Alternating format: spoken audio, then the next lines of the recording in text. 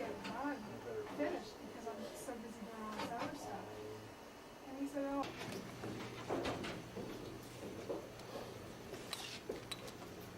Exactly why I did this. For the war, it wasn't very long before it was apparent that we were entering a Cold War with the Soviet Union. The sentiment in the United States was rather strong against the Soviet Union, as a matter of fact. And it appeared to me that people were no longer really concerned about the German problem. They were more interested now with the impending Soviet problem. And of course, Winston Churchill had made his Iron Curtain speech at Fulton, Missouri, at Westminster College, in which he warned that the Russians were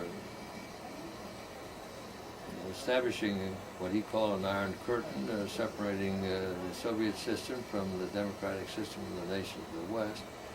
And it appeared to me that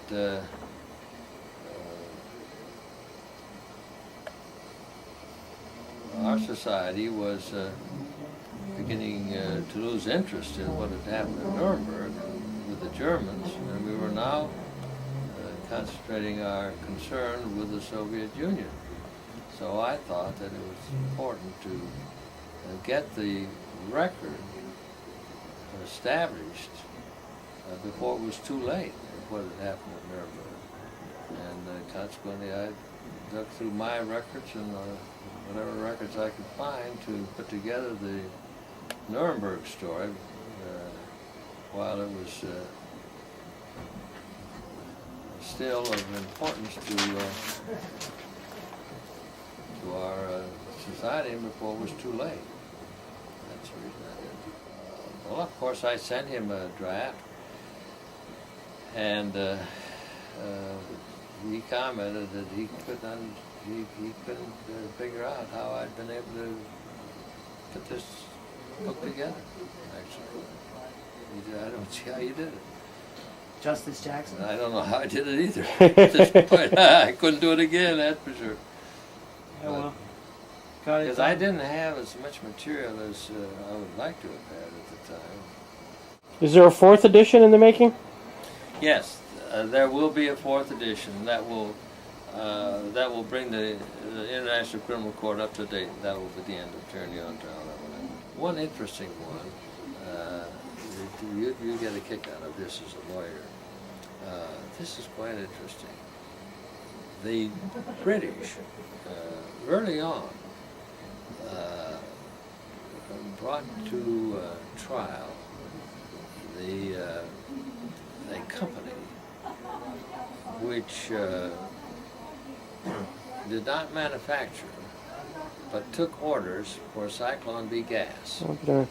Now, Zyklon B gas, as you know, was a gas used at Auschwitz and some other places, but principally at Auschwitz. Well, this is more or less off the record. You can leave it. I'm just okay. And so this little company had the distributorship in the East. Mm-hmm. And that included some of the major concentration camps, particularly Auschwitz.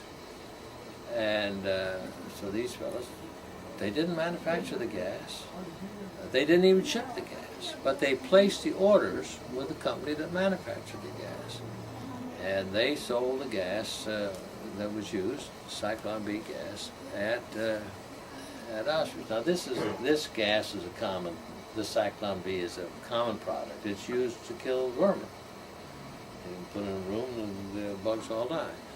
And so they developed at Auschwitz the technique of using this gas to kill human beings, and it worked. Well, so these fellows were brought to trial in this British court, and they were convicted of being accessories before the fact to murder.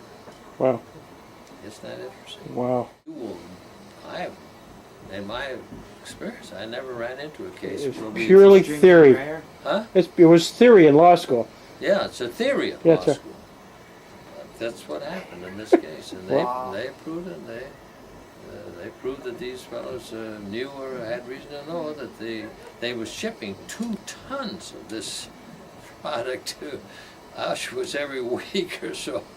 So they must have known it wasn't being used exclusively to kill bugs. And that's basic. These fellows all in the night, we didn't know that it was being used to kill human beings and so forth.